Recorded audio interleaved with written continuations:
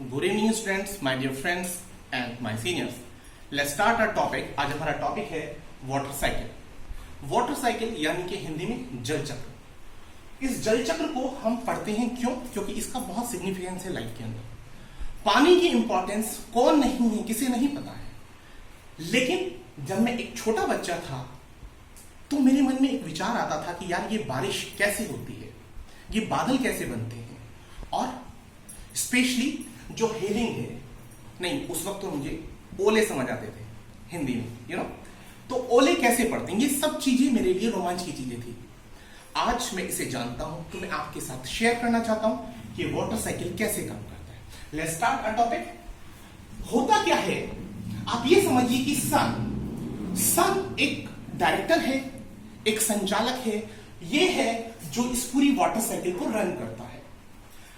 सन की गर्मी के कारण जो कॉन्टिनेंट का पार्ट होता है और जो वाटर बॉडी है, दोनों ही गर्म होना शुरू करती हैं। आपने स्थल समीर सुना होगा। होता क्या है, यहां पर जो पानी होता है, ये पानी इवेपोरेट होता है। मैं लंबी बातें नहीं बता रहा हूं कि यहां से हवा बह कर जाएगी, उसके बाद वो उठेगा। मैं आपको डायरेक्ट ही बता रहा हूं कि कोई भी वाटर बॉडी हो, चाहे वो ओशन हो, चाहे वो रिवर हो, कोई पॉन्ड हो सकता है, कोई टैप हो सकता है, कुछ भी ऐसा एक कलेक्शन पानी का, जब उसके ऊपर सन रे पड़ती है तो इस रेडिएशन के कारण क्या होता है, यहां से ये हवा पानी को अपने साथ लेते हुए, जिसे हम वेपर कहते हैं या इवेपोरेशन का प्रोसेस कहते हैं, ये ऊपर उठना शुरू करती है। और जैसे जैसे ये ऊपर उठती है तो ऊपर उठने के साथ साथ, क्योंकि ऊपर जाकर आपको पता है कि हवा ठंडी हो जाती है, तो ये आपका आगे जाकर के एक्सपेंड भी करती है और एक्सपेंशन से और ठंडी होती है, और ठंडे होने के क्रम में ये क्लाउड को बनाती है। और जब ये आपने देखा हो, अगर हम रेफ्रिजरेटर से कोई पानी की बोतल निकालते हैं, आप गर्मियों में देखते हैं कि पानी की बोतल आपने बाहर निकाली तो उसका जो आउटर सरफेस होता है, आउटर सरफेस के ऊपर मान लीजिए पानी की बोतल है, तो यहां पर आपको महसूस होता है कि पानी की कुछ बूंदे आप महसूस करते हैं। वो क्यों होता है?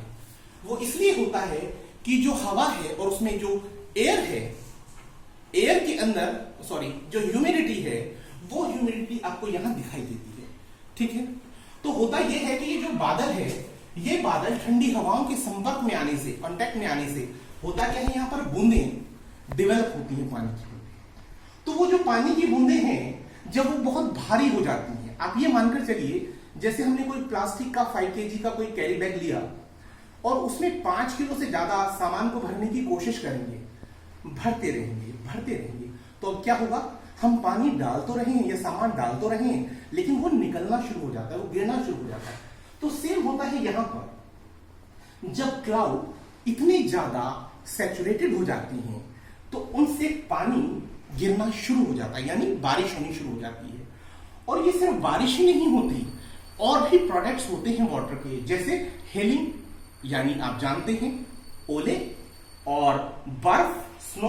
तो ये सब यहाँ पर जो पर्वत होते हैं, इनके ऊपर जब वो जम जाते हैं तो आइस कैप्स की फॉर्म में रहते हैं। ठीक है, तो मैं आपको बता दूं कि ये जो मैंने बात की थी आपसे कि 71% जो टोटल है अर्थ का, वो कवर है पानी से। उस 71% का भी तकरीबन 96.5% जो सेक्शन है, वो पानी कौन सा है? वो पानी है जो ओशन में है, और ओशन का पानी पीने लायक नहीं है। आप जानते हैं वो पीने लायक क्यों नहीं है? क्योंकि वो क्या है, वो है सलीन वाटर, वो नमकीन पानी आप कंज्यूम नहीं कर सकते। तो बचा कितना? बाकी का 3.5%, लेकिन वो भी आप डायरेक्ट कंज्यूम नहीं कर पाएंगे, क्योंकि यहां पर जो आइस कैप्स हैं, यहां जो बर्फ जमा हुआ है, जो ग्लेशियर्स हैं, वो आप डायरेक्ट यूज नहीं कर सकते। लेकिन ये ग्राउंड वाटर आप इस्तेमाल करते हैं। आप फ्रेश वाटर में क्या इस्तेमाल करते हैं? ग्राउंड वाटर आप इस्तेमाल करते हैं, और बाकी का जो पानी आप इस्तेमाल कर रहे हैं वो बहुत कम होता है। तो इस 3.5% का भी बहुत कम सेक्शन है जो ड्रिंकेबल होता है। चलिए, ये तो कंपोजिशन की बात हुई। और वाटर के मॉलिक्यूल के बारे में तो आपको पता ही होगा कि वो H2O होता है। ये छोटी छोटी बातें मैंने आपको बताई। अब मैं मेन प्रोसेस पर आता हूं। मेन प्रोसेस ये थी हमारी कि यहां से पानी उठा, इवेपोरेट हुआ, यानी पहली प्रोसेस को क्या कहा गया? इवेपोरेशन। पहली प्रोसेस क्या हो गई? इवेपोरेशन हो गया। दूसरी प्रोसेस क्या हुई है? यहां क्लाउड बना है और क्लाउड हुआ है कंडेंस। कंडेंस मतलब संघनन।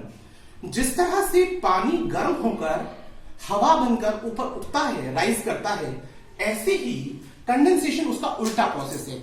मैं आपको आपकी किचन तक लेकर जाता हूं और याद कीजिए, कभी आपने देखा हो अपनी माताजी को चाय उबालते हुए या दूध गर्म करते हुए, तो गर्म करने के बाद जब वो उसके ऊपर एक तश्तरी रख देती हैं, कोई लिड लगा देती हैं, थोड़ी देर बाद आप देखते हैं कि वो जब ठंडा होने लगता है तो वो जो वाटर वेपर हैं जो प्लेट के ऊपर आ जाते हैं, वो पानी के ड्रॉपलेट्स के रूप में, यानी वाटर ड्रॉपलेट्स की फॉर्म में आपको दिखाई देते हैं।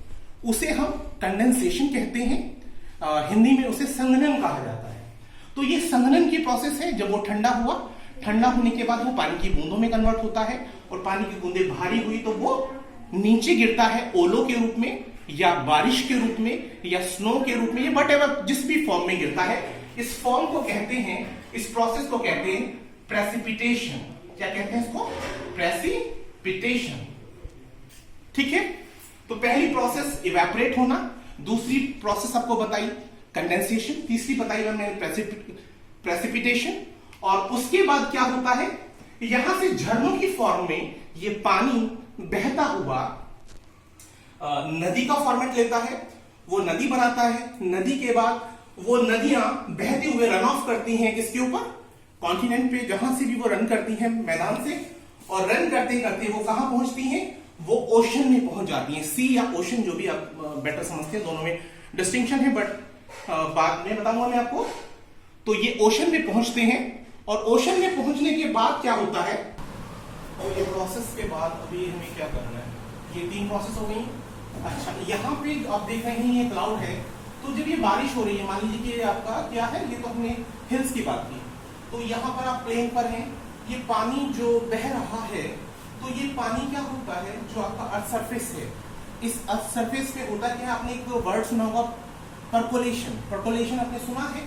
उसमें क्या होता है, मान लीजिए मैं यहाँ पर एक लाइन बना देता हूँ, ये अर्थ क्रस्ट है, और अर्थ क्रस्ट के नीचे क्या होगा? बालू होगी, और ऐसे करके मिट्टी के कुछ ढेले होंगे, और बहुत सारी चीजें होंगी इस तरह की। तो होता यह है कि जो पानी होता है उसका रिसाव होता है नीचे, मतलब अंडरग्राउंड वाटर बनता कैसे है, यहां से रिसाव होता है।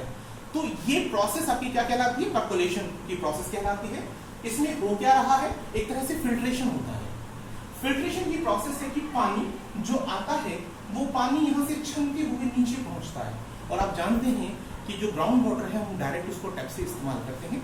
हम नलके की हत्ती मार करके जो पानी निकाल रहे हैं वो कहाँ से आ रहा है? वो ग्राउंड वाटर है, और वो एक फ्रेश वाटर है, ड्रिंकेबल वाटर। मैं आपको बता चुका हूँ ड्रिंकेबल वाटर के बारे में, कि जो ड्रिंकेबल वाटर है वो बहुत कम मात्रा में, मैक्सिमम आप मान लीजिए 1.2% होगा मैक्सिमम। Is it clear? थोड़ा कंपोजिशन दाएं बाएं हो सकता है, पर मैं एक अंदाजे के हिसाब से बताऊँ। Is it clear? तो यहाँ हमने 3-4 बातें पढ़ी अभी, मैं फिर से इसको रिवाइज कर रहा हूँ।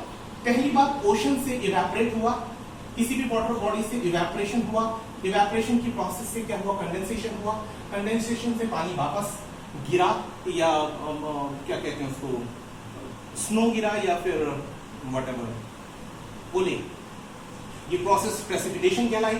उसके बाद मैंने आपको सुनाया परकोलेशन के बारे में। परकोलेशन से पानी छनकर वापस नीचे गया, जिसको हिंदी में अंतःश्रावण कहते हैं, और हिंदी माध्यम वालों के लिए। Is it clear? इतना हो गया। अब एक दो बात जैसे कि ये आप पेड़ देखें, ये पेड़ क्यों बना हुआ है मैं बता देता हूँ। जो इसकी रूट्स होती हैं, यहाँ से ये वाटर और मिनरल्स जो होता है उन्हें कैरी करता है, और इसकी जो लीव्स होती हैं उसके थ्रू पानी का क्या होता है? ट्रांसपिरेशन होता है। जो एक्सेस ऑफ वाटर होता है उसको वो ट्रांसपिरेशन की प्रोसेस से फ्री कर देता है।